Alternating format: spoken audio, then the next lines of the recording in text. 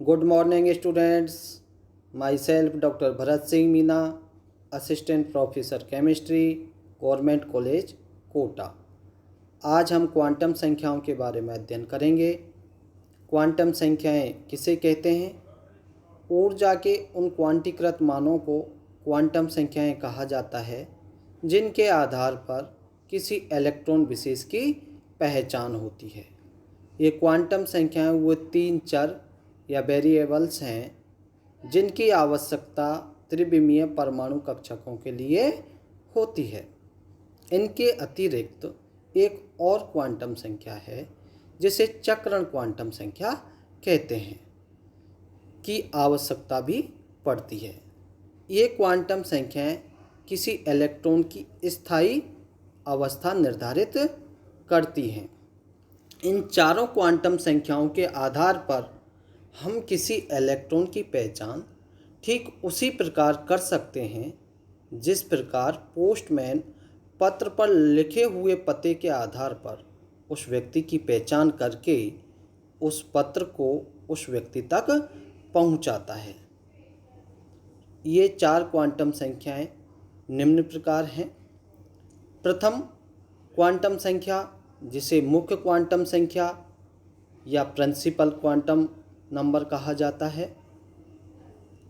दूसरी क्वांटम संख्या जिसे द्विगिंशी क्वांटम संख्या या अजीमुथल क्वांटम नंबर के नाम से जाना जाता है।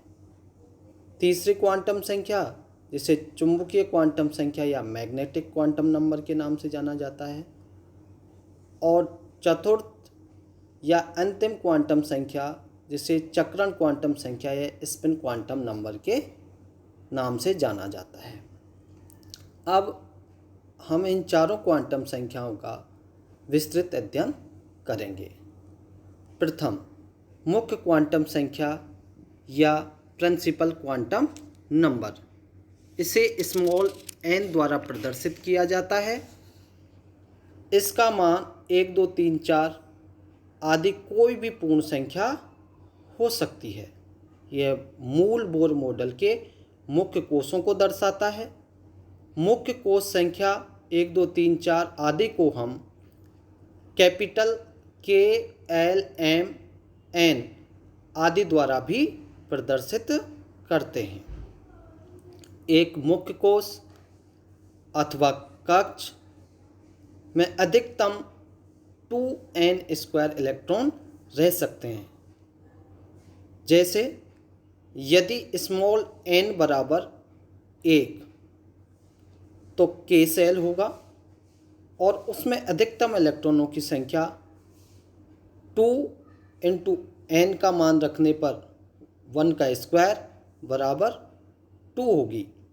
इसी प्रकार से हम n बराबर 2 रखें तो L सेल होगा और अधिकतम इलेक्ट्रॉन ज्ञात करने के लिए 2n² से हम 2 × n का मान 2 रख दें तो 2² हो जाएगा और 2 × 2² होने पर n बराबर 2 में अधिकतम 8 इलेक्ट्रॉन होंगे।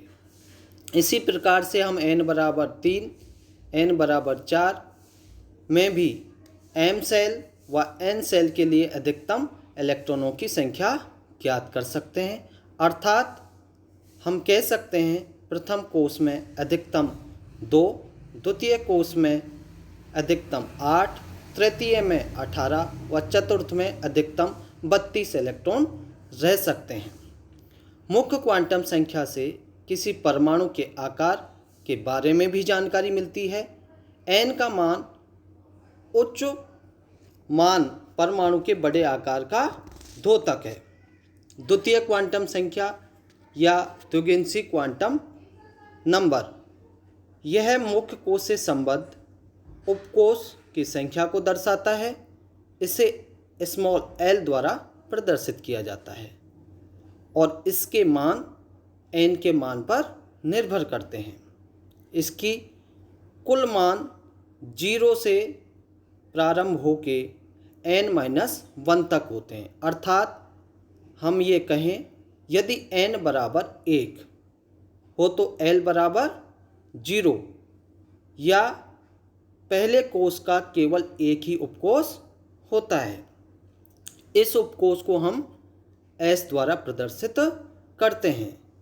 इसी प्रकार यदि हम n बराबर 2, n बराबर 3, n बराबर 4 रखें तो L के मान n के मान के लिए 0 व 1 होंगे, अर्थात दो उपकोष S तथा P होंगे। इसी प्रकार से यदि n बराबर 3 है तो L का मान 0, 1 व 2 होंगे, या हम कहें 3 उपकोष S, P व D होंगे। इसी प्रकार से n का मान 4 रखने पर L का मान 0, 1, 2 व 3 होते हैं, या हम कहें 4 उपकोष S, P, D तथा F होंगे। जब n बराबर 1 होता है तो L बराबर 0, अर्थात इसमें केवल एक ही उपकोष उपस्थित है।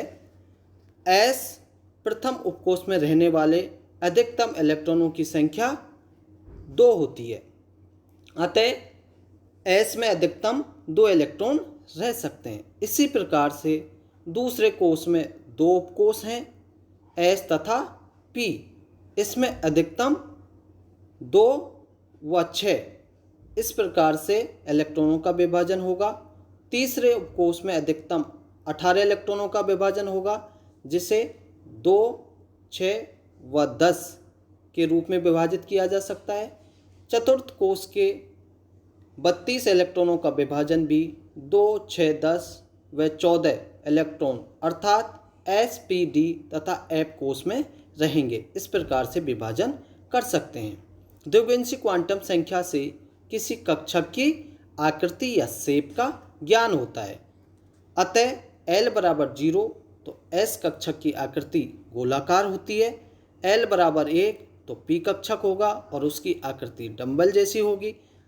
यदि L बराबर 2 है तो D कक्षक होगा और उसकी आकृति डबल डंबेल जैसी होती है। तृतीय क्वांटम संख्या, जिसे चुंबकीय क्वांटम संख्या या मैग्नेटिक क्वांटम नंबर के नाम से भी जाना जाता है, इसे स्मॉल m द्वारा प्रदर्शित किया जाता है। अपनी कक्षीय गति के कारण इलेक्ट्रॉन चुंबकीय क्षेत्र उत्पन्न करते हैं, अतः किसी चुंबकीय क्षेत्र में ये किस प्रकार अभिविन्यासित होंगे, इसके लिए तीसरी क्वांटम संख्या दी गई है। इसका मान L के मान पर निर्भर करता है या द्विविंशी क्वांटम संख्या पर निर्भर करता है। इसके कुल मान -L से +L तक होते हैं, जिसमें शून्य भी सम्मिलित होता है, अर्थात m के कुल मान 2L + 1 के बराबर होते हैं। उदाहरण के लिए यदि L बराबर 0 है अर्थात S उपकोष है, तो उसके लिए m का मान केवल 0 होगा और m का प्रत्येक मान एक कक्षक को दर्शाता है। अतः S उपकोष में केवल एक ही कक्षक होता है, जिसमें अधिकतम 2 इलेक्ट्रॉन रह सकते हैं। इसी प्रकार यदि L बराबर 1 हो तो P उपकोष में m के 3 मान होंगे, -1, 0, +1, अर्थात P उपकोष में 3 कक्षक होंगे जो तीनों निर्देशांकों की ओर अभिविन्यासित होते हैं। अतः इन तीनों कक्षकों को Px, Py व Pz कहा जाता है और P उपकोष के अधिकतम 6 इलेक्ट्रॉनों में से प्रत्येक कक्षक में 2-2 इलेक्ट्रॉन रह सकते हैं। इसी प्रकार यदि L का मान 2 हो तो D उपकोष होगा और m के कुल मान 5 होंगे, -2, -1, 0, +1 व +2, और इसी कारण D उपकोष के 5 कक्षक होते हैं, जिनमें से 3 निर्देशांकों के मध्य में अभिविन्यासित होते हैं, dx, y, dyz व dxz, तथा 2 कक्षक निर्देशांकों की ओर अभिविन्यासित होते हैं, जिन्हें dx² - y² व dz² के नाम से जाना जाता है। चूँकि डी उपकोष में रहने वाले इलेक्ट्रॉनों की अधिकतम संख्या का मान 10 होता है, अतः प्रत्येक डी कक्षक में रहने वाले इलेक्ट्रॉनों की अधिकतम संख्या 2 ही हुई। इसी प्रकार एल के मान 3, तो एफ उपकोष में होने पर एम के -3 से +3 तक कुल 7 मान होंगे। अतः एफ कक्षक 7 होते हैं, जिनमें से प्रत्येक कक्षक में रहने वाले इलेक्ट्रॉनों की अधिकतम संख्या 2 होती है। चुंबकीय क्वांटम संख्या से किसी कक्षक का त्रिविमीय आकाश में अभिविन्यास प्रदर्शित होता है। चक्रण या स्पिन क्वांटम नंबर, इसे स्मॉल एस द्वारा प्रदर्शित किया जाता है। इलेक्ट्रॉन नाभिक के चारों ओर कक्षीय गति तो करते ही हैं, साथ ही अपने अक्ष पर भी चक्रण करते हैं। ठीक उसी प्रकार जिस प्रकार पृथ्वी सूर्य के चारों ओर कक्षीय गति के साथ साथ अपनी धुरी पर भी घूमती है। अपने अक्ष पर इलेक्ट्रॉन 2 ही प्रकार से चक्रण कर सकता है, दक्षिणावर्त क्लॉकवाइज और वामावर्त एंटी क्लॉकवाइज। एक कक्षक में अधिकतम 2 इलेक्ट्रॉन रह सकते हैं और चक्रण में रहने वाले 2 इलेक्ट्रॉन परस्पर विपरीत चक्रण वाले होते हैं। इन दोनों इलेक्ट्रॉनों की चक्रण गति से उत्पन्न चुंबकीय आघूर्ण के मान में इकाई का अंतर होता है। अतः स्पिन क्वांटम संख्या के लिए 2 ही मान संभव हैं, +1/2 व -1/2, और इन्हें तीरों के द्वारा एक अपर की तरफ नोक वाला और एक डाउन की तरफ नोक वाला एरोज के द्वारा प्रदर्शित किया जाता है।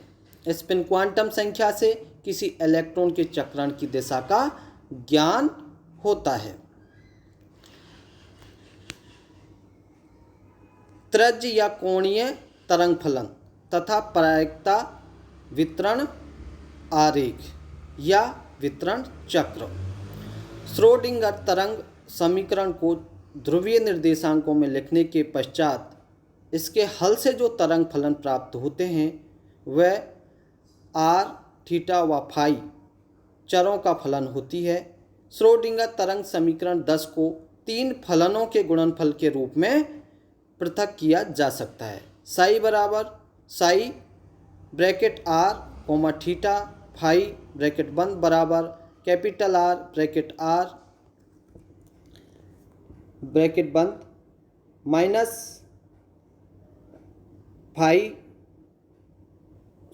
माइनस थीटा फाई ब्रैकेट में फाई, या हम इसे इस प्रकार से लिख सकते हैं phi bracket R theta comma phi bracket बंद बराबर R ब्रैकेट में स्मॉल r ब्रैकेट बंद y bracket theta comma phi bracket बंद, जहाँ कैपिटल R ब्रैकेट R बराबर त्रिज्य तरंग फलन तथा y bracket theta comma phi बराबर कोणीय तरंग फलन है।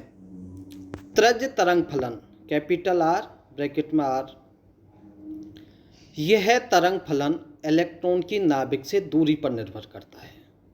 त्रिज्य तरंग फलन का मान केवल मुख्य क्वांटम संख्या n तथा द्विगुणित क्वांटम संख्या l पर निर्भर करता है।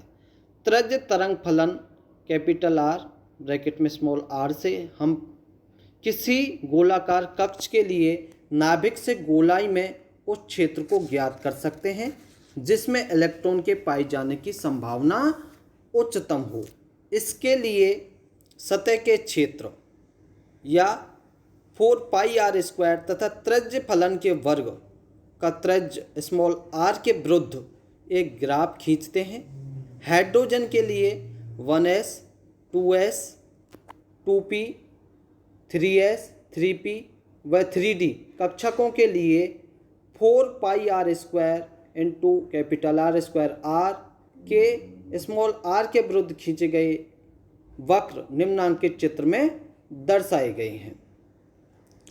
चित्र प्रथम है जिसमें अवलोकन करने पर यह ज्ञात होता है S कक्षकों के वक्रों में शिखरों की संख्या n के बराबर, अर्थात जैसे प्रथम चित्र, इसमें 1s है के ग्राफ में एक शिखर प्राप्त होता है, 2s के ग्राफ में शिखर 2 प्राप्त होते हैं और 3s के ग्राफ में शिखर 3 प्राप्त होते हैं। इसी प्रकार से हम P व D कक्षकों के वक्रों में शिखरों की संख्या क्रमशः n-1 तथा n-2 से ज्ञात कर सकते हैं।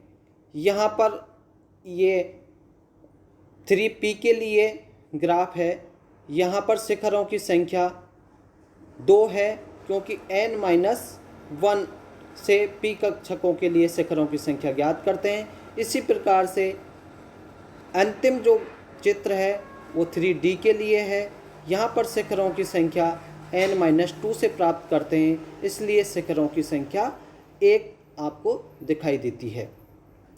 यह चित्र हाइड्रोजन की विभिन्न अवस्थाओं के लिए इलेक्ट्रॉन के पाए जाने की प्रायिकता का गोलीय वितरण आरेख है। उपरोक्त चित्र का अवलोकन करने पर स्पष्ट होता है कि s कक्षकों के वक्रों में शिखरों की संख्या n के बराबर है, अर्थात 1s कक्षक के ग्राफ में 1 शिखर प्राप्त होता है, 2s कक्षक के लिए 2 शिखर, 3s कक्षक के लिए 3 शिखर प्राप्त होते हैं। इसी प्रकार P व D कक्षकों के वक्रों में शिखरों की संख्या क्रमशः n-1 तथा n-2 से प्राप्त होती है। कोणीय तरंग फलन y bracket theta phi bracket बंद। कोणीय तरंग फलन y केवल थीटा तथा फाई कोणों द्वारा निर्धारित दिशा पर निर्भर करती है तथा इलेक्ट्रॉन की नाभिक से दूरी r द्वारा अप्रभावित रहती है। इसे थीटा तथा फाई चरों के पृथक पृथक फलनों के गुणनफल के रूप में लिखा जा सकता है।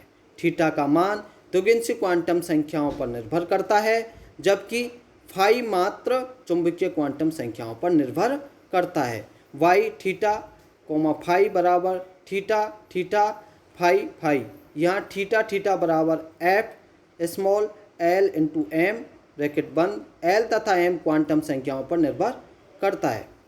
फाई बराबर f ब्रैकेट में m चुंबकीय क्वांटम संख्याओं पर निर्भर करता है, अर्थात कुल कोणीय फलन थीटा फाई फाई नाभिक की दूरी पर निर्भर नहीं करता, केवल दिशा पर निर्भर करता है। S तथा P कक्षकों के लिए कोणीय प्रायिकता वितरण वक्रों को निम्नांकित चित्रों से दर्शाया गया है। यदि मूल बिंदु O से किसी कोण पर एक सीधी रेखा इस प्रकार से खींची जाए कि वह सतह पर बिंदु P पर काटे, तो उस रेखा की लंबाई इलेक्ट्रॉन को उस दिशा में कहीं भी पाए जाने की संभावना के समानुपाती होगी। S कक्षक के लिए प्राप्त चित्र गोलाकार प्राप्त होता है, जैसा ये चित्र में दिखाई दे रहा है। अतः इसकी किसी भी दिशा में OP रेखा की लंबाई, OP रेखा की ये लंबाई बराबर है, अर्थात नाभिक से किसी भी दिशा में S इलेक्ट्रॉन के पाए जाने की संभावना बराबर होती है। इसी कारण S कक्षक को गोलाई में सममित कक्षक कहा जाता है। तीनों P कक्षकों में निश्चित दिशात्मक गुण होते हैं और ये तीनों परस्पर लंब कोण पर स्थित होते हैं। Px, Py, ये Px कक्षक है, ये Py कक्षक है, ये Pz कक्षक है। यह दर्शाते हैं कि क्रमशः x, y व z अक्ष पर इलेक्ट्रॉन के पाए जाने की अधिकतम प्रायिकता या संभावना है। रेखा OP और इन अक्षों के मध्य कोण में वृद्धि के साथ इलेक्ट्रॉन के पाए जाने की प्रायिकता तेजी से घटती जाती है। थैंक्स।